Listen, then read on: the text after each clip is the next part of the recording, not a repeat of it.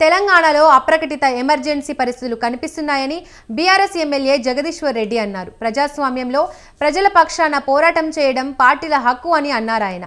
BRS ఏ కార్యక్రమం చేపట్టినా ప్రభుత్వం అడ్డుకుంటుందని ఆక్షేపించారు.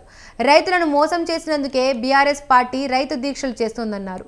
రేపు నల్లగొండలో సభ నిర్వహిస్తామంటే పోలీసుల అనుమతి నిరాకరించారన్నారు. రైతు భరోసా రుణమాఫీ విషయంలో ప్రభుత్వం రైతులను మోసం చేసిందని విమర్శించారు బీఆర్ఎస్ ఎమ్మెల్యే జగదీశ్వర్ రెడ్డి. 14వ తారీఖునే గతంలో పెట్టుకున్నాం మేము. వాస్తవానికి పెట్టుకున్నప్పటికీ కూడా జిల్లా పోలీసు యంత్రాంగం మమ్మల్ని రిక్వెస్ట్ చేశారు. ప్రత్యేకించి నాతో కూడా మాట్లాడి, సార్ ఇప్పుడు ట్రాఫిక్ ఇబ్బంది అవుతుంది, హైదరాబాద్ నుంచి అందరూ కూడా ఆంధ్ర వైపు తరలిపోతున్నారు కదా, దయచేసి మీరు ఇంకో సమయం తీసుకోండి, మేము అనుమతిస్తామని చెప్పి వాళ్ళు కోరిన పిలుపునే మేము ఈ నెల 27వ తారీఖుకు మేము వాయిదా పెట్టుకున్నాం. 19-20లలో కూడా అట్నుంచి వచ్చే అవకాశం ఉందని మాకు తెలుసు.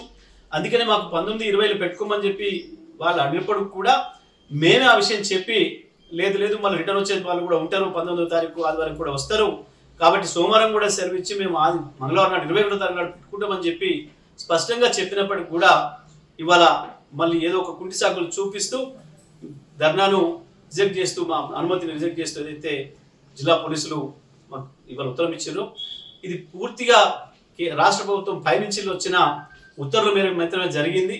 ఎందుకంటే జిల్లా పోలీసు యంత్రాంగానికి అక్కడ అంత ఇబ్బందులు జరిగే పరిస్థితి